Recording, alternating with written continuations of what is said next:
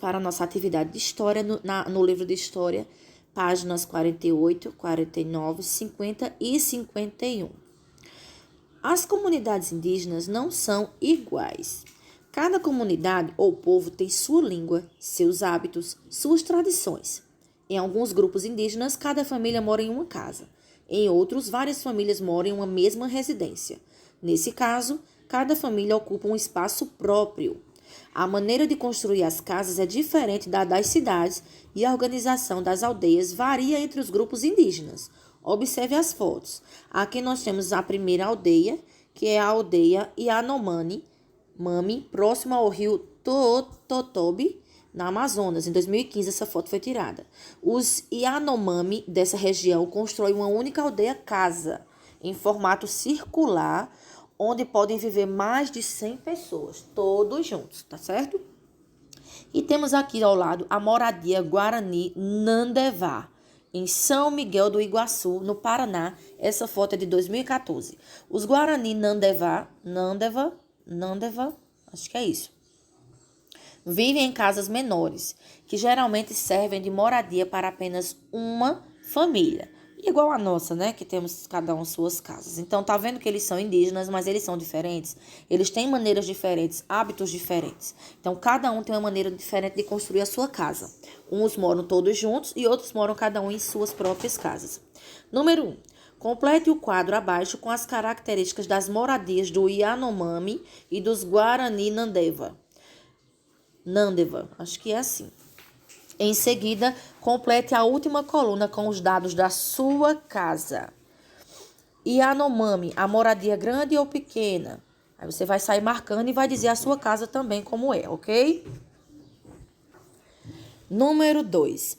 A casa em que você mora se parece mais com a dos Yanomami ou com as do Guarani Nandeva? Aí você vai responder. Se parece mais com a dos que moram todo mundo na sua casa, muita gente na sua casa, ou se parece com a outra, cada um na sua própria casa. Você irá dizer essa resposta que é pessoal. Vamos até a página 49 agora e vamos ouvir um pouco sobre isso aqui que eu achei muito interessante, a gente conversar um pouco sobre isso. Primeiro, da página 48, vocês com certeza já devem ter assistido o vídeo dos tipos de moradia, né? Se não assistiu, você precisa assistir antes de você ir para a página 49. Por quê? Aqui nós temos vários tipos de moradia. Se formos analisar, que tipo de moradia é essa dos índios? Eles moram em que tipos de casa? Porque casas são de vários tipos. Nós temos palafita, que é aquela que é feita de madeira nos rios. Nós temos a oca, né, que é a do índio. Nós temos barracos, que é feito de papelão ou de restos de materiais reciclados. Nós temos também prédios, apartamentos, né? Prédios, casas de alvenaria, que são essas que a gente mora, que a gente chama casa de tijolo, né? Mas o nome correto é alvenaria, casa de madeira, tem vários tipos, inclusive iglu, que é aquela casa feita no gelo, feita de pedras de gelo mesmo, tá? Então, você precisa ver que tipos de moradia tem lá para você descobrir qual é o tipo da casa que você mora. Se é casa, prédio, tá? Então, vamos lá agora até a página 49. Para irmos até a página 49, você também já deve ter assistido o vídeo que fala sobre eleições. Sim, eleições. É muito importante estudarmos também sobre eleições. Estudar as eleições é importante porque nós precisamos decidir o futuro do nosso país, da nossa cidade, do nosso estado. Então, para decidirmos isso, nós precisamos estar conscientes. Então, se você puder, chama a mamãe e o papai e assiste todo mundo junto. Porque agora em outubro nós teremos também eleições e será muito importante escolher uma pessoa certa para que dê continuidade ao trabalho no nosso país, no nosso estado, na nossa cidade, para que as coisas andem bem, tá? Então aqui agora, cada comunidade indígena tem a sua própria maneira de resolver os problemas e tomar decisões. Os Bororô, acho que é Bororô, tá? Os Bororô têm vários líderes, em um deles só para liderar com os não indígenas, ou seja, eles têm vários líderes, só que um deles tem que falar com os brancos, que no caso somos nós independente de cor, de ser negros ou brancos, nós somos considerados homens brancos, porque nós não somos indígenas, nós não temos nas nossas veias o sangue dos indígenas, nós não somos aparentemente indígenas, né? Nós apenas nos consideramos também indígenas pelo fato de que nós amamos a nossa nação e nós amamos as diferenças, mas nós não somos. Então, eles têm uma pessoa só para falar conosco, os que não são indígenas. Entre os Yanomami, um grupo de idosos, chefes de família, participa das decisões, apenas os mais velhos. O chefe da aldeia não governa sozinho, ele precisa de ajuda. É a mesma coisa no nosso país. Nós temos o presidente, mas ele não pode governar sozinho. Ele precisa ter outras pessoas para ajudar. E a mesma coisa também na nossa cidade, que nós temos aqui o nosso prefeito, e ele não pode governar a cidade sozinho. Ele precisa também de ajuda de algumas pessoas para trabalhar com ele. A mesma coisa é na aldeia, tá?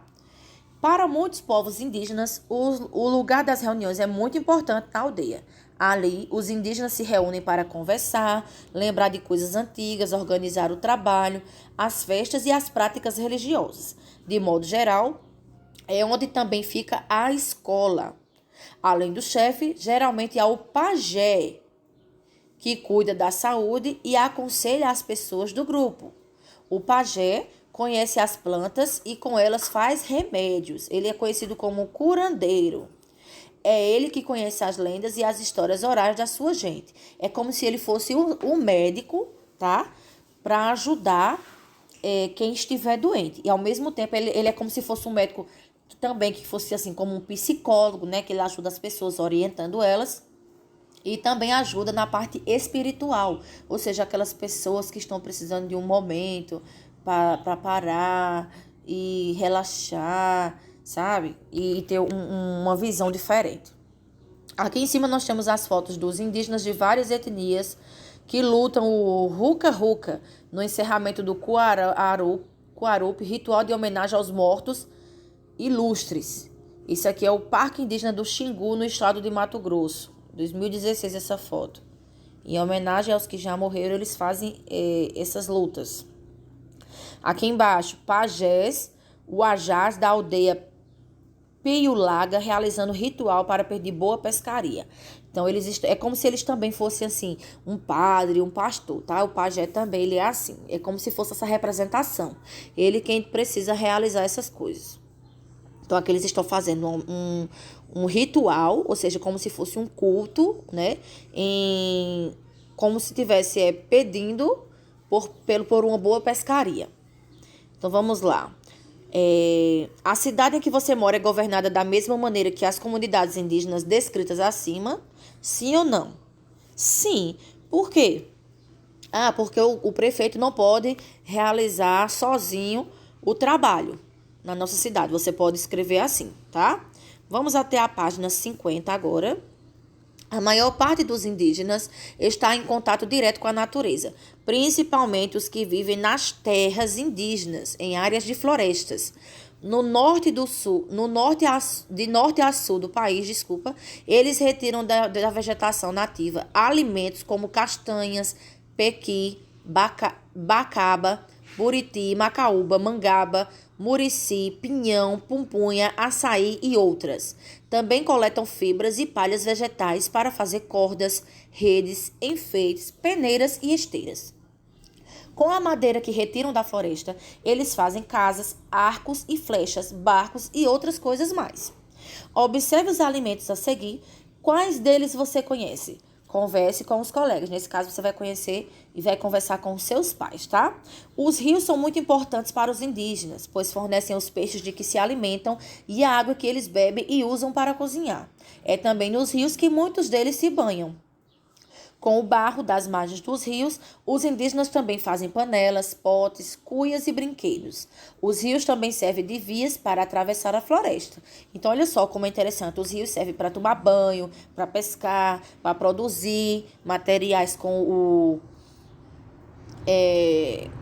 com a argila, né?